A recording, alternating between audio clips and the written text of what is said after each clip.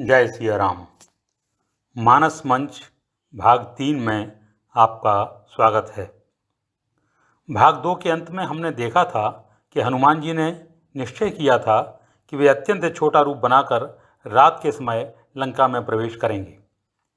पुर रखवारे देख बहु कपि मन कीन विचार, अति लघु रूप धरों निसी नगर करों पैसार।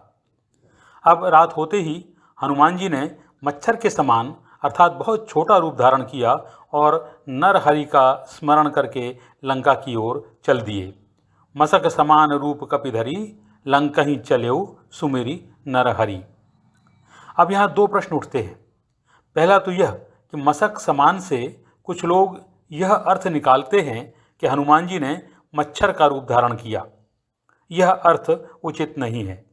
मसक अर्थात मच्छर की उपमा दी गई है। जब हम किसी बहुत बड़े तालाब को देखते हैं तो कहते हैं कि अरे यह तो पूरा समुद्र है। इसका अर्थ यह है कि तालाब के सामान्य आकार की जो कल्पना हम करते हैं यह उससे बहुत बड़ा है, बहुत विशाल है। यानी विशालता या बड़ा होना वह समान धर्म है जो तालाब में समुद्र की कल्पना का आधार है। इसी प्रकार जैसे मच्छर बहुत छोटा होता है, वैसे ही असामान्य रूप से छोटा रूप बनाकर हनुमान जी लंका की ओर चल पड़े। दूसरा प्रश्न यह है कि हनुमान जी नरहरि का स्मरण करके क्यों चले। हरि शब्द के अनेक अर्थ होते हैं। हरि शब्द का अर्थ सिंह अर्थात शेर भी होता है। हरि वानर को भी कहते हैं और हरि भगवान का नाम तो है ही, क्योंकि वे हमारे कष्टों का हरण करते हैं, इसलिए हरि कहलाते हैं। हरि का अर्थ सिंह होने के कारण नृसिंह अवतार को नरहरि के नाम से भी जाना जाता है। तो प्रश्न यह है कि हनुमान जी ने अपने इष्ट श्री राम के स्थान पर नरहरि अर्थात नृसिंह भगवान का स्मरण क्यों किया। इस शंका का एक समाधान तो यह है कि भगवान राम का स्वरूप करुणामय है। मंगलाचरण का स्मरण कीजिए। वंदे हम करुणाकरम रघुवरम भूपाल चूड़ामणि। लंका में हनुमान जी का इरादा बहुत कुछ और भी करने का है। जामवंत ने उन्हें रोक दिया था, इसलिए वे ज़्यादा कुछ तो नहीं करेंगे, परंतु अपना परिचय तो ढंग से देना ही है, ताकि उन्हें अर्थात राम जी के दूत को देखकर रावण को यह आभास तो हो ही जाए कि जिसका दूत ऐसा है वे स्वयं कैसे होंगे। ऐसे में यहाँ भगवान के करुणाकर स्वरूप के स्थान पर उनके विकराल रूप की आवश्यकता ही अधिक प्रतीत होती है। अतः हनुमान जी ने नृसिंह भगवान का स्मरण किया। एक अन्य समाधान यह है कि रावण ने ब्रह्मा से वरदान मांगा था कि हम काहू के मरे न मारें, वानर मनुज जाति दोई बारें। अर्थात नर और वानर के अतिरिक्त मुझे कोई और न मार सके। तो हनुमान जी ने नर और हरि अर्थात मनुष्य और वानर के रूप में नरश्रेष्ठ श्री राम और वानर श्रेष्ठ महाराज सुग्रीव का स्मरण किया। इसका एक अन्य स्पष्टीकरण यह भी दिया जा सकता है कि हनुमान जी ने नर के रूप में अवतरित हरि अर्थात माया मनुष्यम हरि यानी अपने इष्ट श्री राम का ही स्मरण किया है। नरहरि शब्द का प्रयोग करके तो गोस्वामी जी ने प्रकारांतर से अपने गुरु श्री नरहरिदास का स्मरण कर लिया है। जैसे बालकांड में भी उन्होंने कहा था ना, बंदौ गुरुपद कंज कृपा सिंधु नर रूप हरि। ये सभी स्पष्टीकरण उचित ही प्रतीत होते हैं। सार तत्व यह है कि हनुमान जी ने प्रभु स्मरण किया और लंका की ओर चल दिए। आपको याद होगा पिछले भाग में आपने देखा था, करि जतन भट कोटिन बिकट तन नगर चौं दिसि रक्षहि। अर्थात लंका नगरी की चारों ओर से करोड़ों राक्षस बहुत सावधानी के साथ सुरक्षा कर रहे थे। इसका प्रमाण तब मिला जब अत्यंत छोटा रूप धारण करके जाते हुए भी हनुमान जी को एक राक्षसी ने देख लिया। इस राक्षसी का नाम लंकिनी था। उसकी नज़र हनुमान जी पर पड़ गई।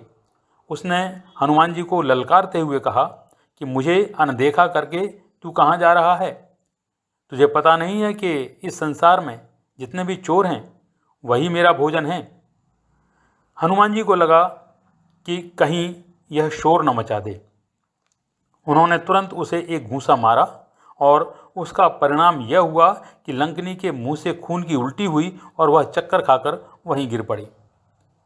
हनुमान जी ने उसे क्रोध में घूंसा तो मारा, परंतु बाएं हाथ से मारा और लंकिनी के स्त्री होने को ध्यान में रखते हुए भी अपने क्रोध को नियंत्रण में रखा। वाल्मीकि रामायण बताती है कि ततः संवर्तयामास वामहस्तस्य सोऽंगुली मुष्टिकाभिजगनयनां हनुमान क्रोधमूर्छितः। हनुमान ने अपने बाएं हाथ की उंगलियों को सिकोड़कर घूंसा बनाया और क्रोध के साथ उसे मारा। साथ ही स्त्री चेति मन्यमानेन नाति क्रोध स्वयं कृत, यह एक स्त्री है ऐसा सोचकर उन्होंने स्वयं ही अधिक क्रोध नहीं किया। नाम लंकिनी एक निशिचरी सो कह चलेसी मोहि निंदरी, जानहि नहीं मरम सठ मोरा, मोर आहार जहाँ लगी चोरा, मुठिका एक महाकपि हनि, रुधिर बमत धरनी ढनमणि। हनुमान जी चाहते तो जा सकते थे, परंतु उन्हें आशंका थी कि कहीं यह राक्षसी उठकर अपने सहायकों को न बुलाने लगे। वे वहीं खड़े होकर लंकिनी के उठने की प्रतीक्षा करने लगे।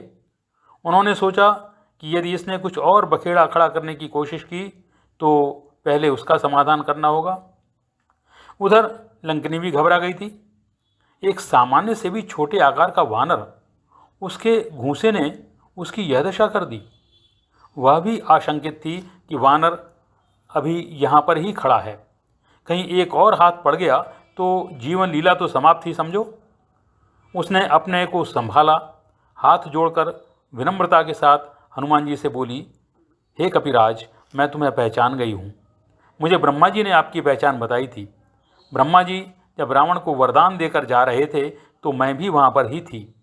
उन्होंने मुझे बुलाकर कहा था कि जब कोई वानर तुम्हें मारे और उससे तुम्हारी हालत ख़राब हो जाए, तुम्हारा हाल बेहाल हो जाए, तो समझ लेना कि वह कोई सामान्य वानर नहीं है, वह रावण वध के लिए नर रूप में अवतरित भगवान का दूत है। और यह भी समझ लेना कि अब राक्षसों का अंत समीप ही है।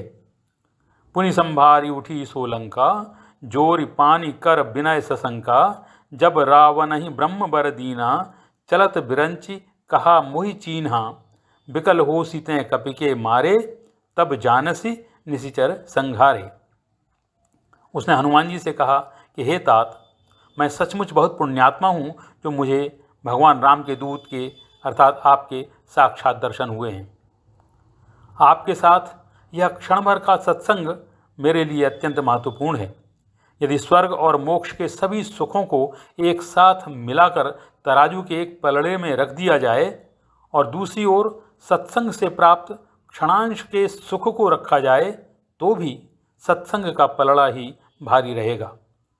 तात स्वर्ग अपवर्ग सुख, धरिय तुला एक अंग, तूल न ताहि सकल मिली, जो सुख लव सत्संग। लव समय के नापने की सबसे छोटी इकाई होती है। 2 बार पलकों के झपकने के बीच के समय को एक निमेष कहते हैं और एक निमेष में 60 लव माने जाते हैं। लंका ने हनुमान जी से कहा, आप निशंक भाव से राम जी को हृदय में धारण करके लंका नगरी में प्रवेश करें और वे सभी काम करें जो काम करने के लिए आप यहाँ आए हैं। प्रविशि नगर कीजय सब काजा, हृदय राखी कौशलपुर राजा। अब गरुड़ जी यह कथा सुन रहे थे काकभुषुंडी जी से, तो उनको अत्यंत आश्चर्य हुआ। उन्होंने इस बात पर विस्मय किया कि हनुमान जी के लिए सारे कठिन कार्य, इतने दुष्कर कार्य अपने आप इतने आसान कैसे होते जा रहे हैं। इतना बड़ा समुद्र वे अनायास ही लांघ गए। शत्रुओं की नगरी में प्रवेश करते ही जो राक्षसी उनको खाने की बात कर रही थी, उन्हें मारना चाहती थी, वह उनसे मित्रवत व्यवहार करने लगी। काकभुषुंडी जी ने कहा कि गरुड़ जी, यह कोई आश्चर्य की बात नहीं है। जिसकी ओर भगवान एक बार कृपा दृष्टि से देख लेते हैं उसके लिए विष अमृत बन जाता है। उसके शत्रु भी उसके साथ मित्रतापूर्ण व्यवहार करने लगते हैं। गीली मिट्टी में गाय के खुर से जो गड्ढा बन जाता है और उस गड्ढे में जो पानी भर जाता है, समुद्र उसके लिए उस गोपद से भी छोटा होने प्रतीत होने लगता है। उसके लिए अग्नि भी दाहक न रहकर शीतलता प्रदान करने वाली हो जाती है।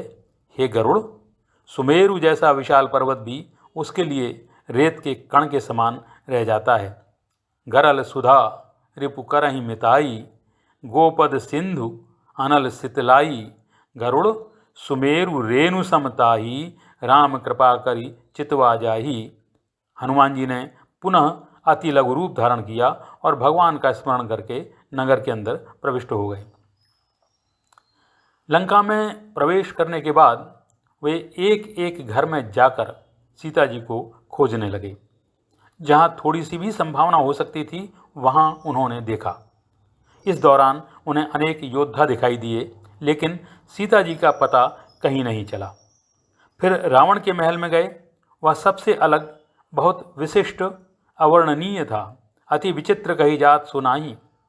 वहाँ उन्होंने देखा कि रावण सो रहा है। शकुन शास्त्र के अनुसार शत्रु को सोते हुए देखना एक अच्छा शकुन माना जाता है। हनुमान जी प्रसन्न हुए, परंतु यह प्रसन्नता अधूरी थी, क्योंकि सीता जी का वहाँ भी कोई अता पता नहीं था। हनुमान जी महल से बाहर आ गए। फिर उन्हें एक अन्य भवन दिखाई दिया। वह सबसे अलग और सुहावना था। वहाँ पर भगवान का एक मंदिर भी बना हुआ था, जहाँ तुलसी के बिरवे भी थे और दीवारों पर रामायुध अर्थात धनुष बाणों के चित्र बने हुए थे। मंदिर मंदिर प्रतिकरी शोधा, देखे जहाँ तहाँ अगणित जोधा। गयो दसानन मंदिर माही, अति विचित्र कही जात सो नाही। शयन किए देखा कपितेही, मंदिर मह न दीख बैदेही। भवन एक पुनि दीख सुहावा, हरि मंदिर तहाँ भिन्न बनावा। हनुमान जी को आश्चर्य हुआ। लंका में तो राक्षस ही राक्षस रहते हैं, यहाँ किसी के घर में मंदिर का होना कैसे संभव है? क्या कोई सज्जन व्यक्ति भी यहाँ रहता है, या यह कोई भ्रमित करने वाली माया है?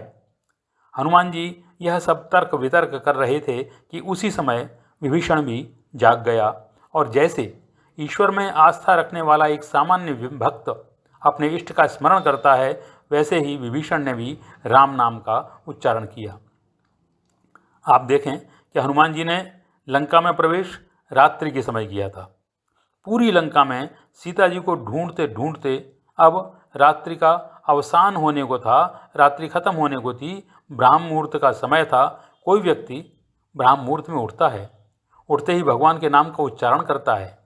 तो अब हनुमान जी को कोई संदेह नहीं रहा, यह कोई भला व्यक्ति ही है, कोई सज्जन ही है। उन्होंने निश्चय कर लिया कि वे इससे जान पहचान अवश्य करेंगे, क्योंकि भले व्यक्ति से मिलना सदैव लाभकारी ही होता है। साधुते होए न कारज हानि। उन्होंने ब्राह्मण का वेश धारण किया और विभीषण के द्वार पर जाकर आवाज़ लगाई। विभीषण उठकर बाहर आया। जितना आश्चर्य हनुमान जी को विभीषण को का घर देखकर हुआ था, उतना ही आश्चर्य विभीषण को हुआ हनुमान जी को देखकर लंका नगरी में एक साधु ब्राह्मण। उन्होंने हनुमान जी को प्रणाम किया और कुशल पूछी और कहा कि ब्राह्मण देव, अपना पूरा वृत्तांत बताइए। हनुमान जी के दर्शन करके विभीषण के मन में अत्यंत सकारात्मक भाव उत्पन्न हो रहे थे। उन्होंने कहा, ब्रह्मदेव, आप निश्चय ही भगवान के कोई भक्त हैं, तभी तो मेरे मन में अपने आप ही प्रसन्नता और प्रेम के भाव उत्पन्न हो रहे हैं। या फिर कहीं आप स्वयं भगवान राम ही तो नहीं हैं, जो मुझ जैसे बेचारे दीन दुखी का सौभाग्य बनकर आप पधारे हैं? करी प्रणाम पूछी कुशलाई, विप्र कहु निज कथा बुझाई। कि तुम हरिदासन मह कोई, मोरे हृदय प्रीति अति होई। कि तुम राम दीन अनुरागी, आयहु मोहि करन बड़ भागी। तब हनुमान जी ने अपना परिचय दिया, राम जी से संबंधित संपूर्ण वृत्तांत सुनाया। भगवत चर्चा करते हुए दोनों भक्ति रस में लीन हो गए। तब हनुमंत कही सब, राम कथा निज नाम। सुनत जुगल तन पुलक मन, मगन सुमिरि गुणग्राम। अब विभीषण ने हनुमान जी के सामने अपनी बात कही। उन्होंने कहा कि हे पवन पुत्र, मैं यहाँ इस प्रकार से अपना जीवन व्यतीत कर रहा हूँ जैसे 32 दांतों के बीच में जीभ रहती है। जरा सी भी असावधानी हुई कि दांत उसे चोटिल कर देते हैं। हे तात, क्या कभी मुझे बेचारा असहाय जानकर और मेरी स्थिति को देखकर भगवान मुझ पर भी कृपा करेंगे? मेरा तामसी शरीर है, किसी प्रकार का कोई साधन, कोई उपाय भी मुझसे नहीं होता कि राम जी की कृपा हो सके। भगवान के चरणों में जैसा प्रेम होना चाहिए वह भी मेरे अंदर नहीं है। इसी कारण मुझे लगता है कि इतनी कमियों के बाद भी क्या भगवान मुझ पर कृपा करेंगे? सुनहु पवन सुत रहनी हमारी, जिमि दस ननि महु जीव बिचारी, तात कबहु मुहि जानी अनाथा, करिहहि कृपा भानुकुल नाथा, तामस्तन कछु साधन नाही, प्रीति न पद सरोज मन माही। विभीषण के इस आत्मकथन को जरा हम अपने पर घटाकर देखें। हमारा जीवन भी अनेक प्रकार की विषमताओं से जूझते हुए बीत रहा है। जरा सी असावधानी हुई या कई बार पूरी सावधानी के बाद भी तन मन चोटिल हो ही जाता है। हमारी प्रवृत्तियां भी अधिकतर तामसिक ही हैं। हमारा मन स्वभावतः बुराई की ओर ही दौड़ता है। हमारा विवेक हमें बताता है कि क्या अनुचित है, फिर भी हम उससे बच नहीं पाते, और हमारा विवेक हमें यह भी बताता है कि क्या करना चाहिए, क्या उचित है, हम फिर भी वैसा कर नहीं पाते। महाभारत में दुर्योधन की स्वीकारोक्ति को याद कीजिए। जानामि धर्मम न च मे प्रवृत्ति, जानाम्य धर्मम न च मे निवृत्ति। मैं जानता हूँ धर्म क्या है, जानामि धर्मम, लेकिन मेरा मन उस ओर प्रवृत्त होता ही नहीं है। मैं चाहकर भी धर्म की ओर नहीं बढ़ पाता, मेरा मन ही नहीं करता। इसी प्रकार मैं यह भी जानता हूँ कि अधर्म क्या है, जानामि अधर्मम, जानाम्य धर्मम, परंतु उससे मैं बच नहीं पाता। मेरा मन जानते बूझते मुझे अधर्म की ओर ले जाता है। साथ ही प्रीति न पद सरोज मन माही, हम पूजा पाठ भी करते हैं, परंतु क्या ईश्वर के प्रति वैसा प्रेम हमारे मन में है जैसा अपेक्षित है? जैसा स्वयं राम जी ने ही कहा है, सब कह ममता ताग बटोरी, मम पद मनई बांध बरी डोरी। लेकिन इसके बावजूद विभीषण को अब विश्वास हो चला था कि भगवान की कृपा उन पर है, क्योंकि बिनु हरि कृपा मिलहि नहीं संता। हनुमान जी विभीषण को समझाते हुए कहते हैं कि हे विभीषण, भगवान की तो यह रीति ही है, उनका यह स्वभाव ही है कि अपने सेवक पर प्रेम करते हैं। वे अपना उदाहरण देते हुए कहते हैं कि मुझे देखो, मैं किसी बड़े कुल में, ब्राह्मण आदि किसी ऊंचे परिवार में तो पैदा हुआ नहीं हूँ। जाति का वानर हूँ जो स्वभाव से ही चंचल होता है। उसका न शरीर स्थिर रहता है न मन। अरे मैं तो ऐसा हूँ कि कोई अगर सवेरे गलती से मेरा नाम भी ले ले तो उसे उस दिन खाने को रोटी न मिले। लेकिन मेरे जैसे छोटे और तुच्छ जीव पर भी भगवान ने अद्भुत कृपा की है। प्रात ले जो नाम हमारा, तेहि दिन ताहि न मिलय आहारा, असमय अधम सखा सुन मोहु पर रघुवीर, कीनी कृपा सुमिर गुण भरे बिलोचन नीर। हनुमान जी यहाँ गुरु की भूमिका में हैं। वे सोते हुए शिष्य को जगाते हैं, उसके भ्रमों और संशयों को दूर कर ईश्वर के प्रति उसका विश्वास दृढ़ करते हैं, उसे ईश्वर प्राप्ति का मार्ग दिखाते हैं। संभवतः इसीलिए गोस्वामी जी ने यहाँ पर हनुमान विभीषण मिलन के प्रसंग का उल्लेख किया है, क्योंकि वाल्मीकि रामायण में तो यह प्रसंग है नहीं। इस संक्षिप्त चर्चा के बाद विभीषण ने हनुमान जी को सीता जी के बारे में बताया। हनुमान जी ने उनसे कहा कि भाई, मैं उनके दर्शन करना चाहता हूँ। विभीषण ने उन्हें अशोक वन में प्रवेश का उपाय बताया। हनुमान जी ने वैसा ही रूप बनाया और अशोक वाटिका में प्रवेश कर गए। करी सोई रूप गयौ पुनि तहवा, बन अशोक सीता रह जावा। कुछ विद्वान बताते हैं कि अशोक वाटिका में प्रवेश का अधिकार केवल रावण और उसके छोटे भाई विभीषण को ही था। उनके अतिरिक्त कोई अन्य पुरुष वहाँ प्रवेश नहीं कर सकता था। अतः हनुमान जी के लिए लिखा गया है कि करी सोई रूप गयौ पुनि तहवा, अर्थात सोई रूप विभीषण का रूप। अशोक वाटिका में सीता जी को उन्होंने दूर से ही देखा और मन ही मन में सादर प्रणाम किया। उनकी स्थिति अत्यंत कष्टदायक थी। शरीर दुबला हो गया था, सिर पर उलझे हुए केशों की एक चोटी थी, वे धरती की ओर मुंह किए बैठी थीं। मन ही मन भगवान का स्मरण कर रही थीं। उनके नेत्र उनके अपने चरणों में लगे हुए थे, अर्थात लगातार सिर झुकाए नीचे की ओर देख रही थीं और उनका मन राम जी के चरणों में लगा हुआ था। सीता जी को इस स्थिति में देखकर हनुमान जी को बहुत कष्ट हुआ। कृष तन शीस जटा एक बैनी, जपति हृदय रघुपति गुण श्रेणी।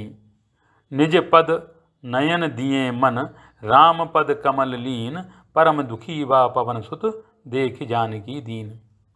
अब तक सुबह हो चुकी थी, सूर्यदेव प्रकट हो चुके थे। ऐसे में हनुमान जी एक पेड़ के पत्तों में छिपकर बैठ गए और यह विचार करने लगे कि आगे क्या करना चाहिए। वह यह सब सोच ही रहे थे कि उसी समय रावण वहां आ पहुंचा। उसके साथ उसकी पत्नी मंदोदरी भी थी और वह बहुत सज संवर कर आया था। तरुपल्लव मा रहा लुकाई, करई विचार करों का भाई। तेहि अवसर रावण तह आवा, संग नारी बहु किए बनावा। उसने सीता जी को बहुत प्रकार से समझाने बुझाने का प्रयास किया। साम दान भय और भेद की नीतियों को अपनाते हुए उसने सीता जी से अपनी बात मनवाने का प्रयास किया। साम अर्थात प्रेमपूर्वक, दान अर्थात लालच देकर, भय अर्थात डरवाकर और भेद अर्थात राम जी को छोटा, अशक्त, असमर्थ बताने का प्रयास करके। उसने कहा, हे सुमुखी, सुमुखी अर्थात सुंदर मुँह वाली, हे सुमुखी, तुम सयानी हो अर्थात समझदार हो। यदि तुम मेरी ओर एक बार भी प्रेमपूर्वक देख लो तो मैं मंदोदरी आदि समस्त रानियों को तुम्हारी दासी बना दूंगा। मेरे प्रति तुम्हारा जो क्रोध है उसे त्याग दो। सीता जी ने तृणधरी ओट अर्थात अधिकतर लोग इसका अर्थ करते हैं कि तिनके की ओट करके रावण की ओर देखा और परम स्नेही श्री राम का स्मरण करके कहा, तृणधरी ओट कहति भय देही, सुमिरी अवधपति परम स्नेही। यहाँ तृणधरी शब्द पर कुछ विचार करना आवश्यक है।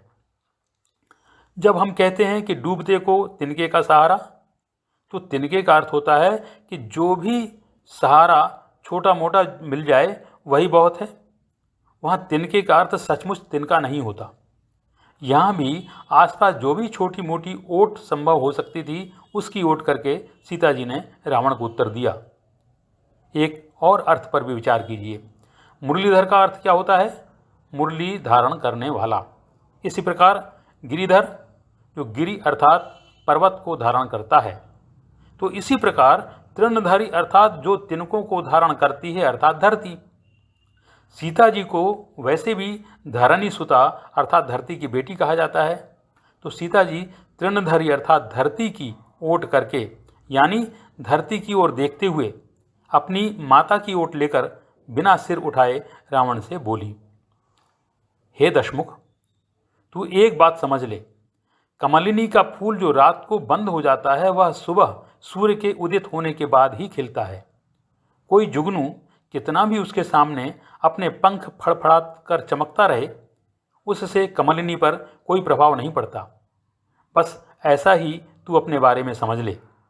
मेरे लिए राम सूर्य हैं और तू जुगनू। अरे मूर्ख, तुझे अभी राम जी के बाणों के बारे में पता नहीं है। अरे दुष्ट, तू मुझे सूने में हरण करके ले आया है। हिम्मत होती तो राम या लक्ष्मण की उपस्थिति में ऐसा करने का प्रयास करता। अरे नीच निर्लज्ज, तुझे शर्म नहीं आती? सुन 10 मुख खद्योत प्रकाशा, कबहू की नलिनी करई विकासा। अस मन समुझ कहत जानकी, खल सुधि नहीं रघुबीर बान की। सठ सूने हरियाने मोही, अधम निलज्ज लाज नहीं तो ही। जब रावण ने राम को सूर्य के समान सुना और अपनी तुलना खद्योत अर्थात जुगनू से होते देखी तो वह इन कठोर बातों को सुनकर गुस्से में भर गया और सीता जी से तलवार निकालकर क्रोध में बोला, आप ही सुनी खद्योत सम, राम ही बान समान। परुष बचन सुनी काढ़ असी, बोला अति खिस्यान। इससे आगे की कथा अगले भाग में कही जाएगी। हम अपनी कथा को यहीं विराम देते हैं। जय सिया राम।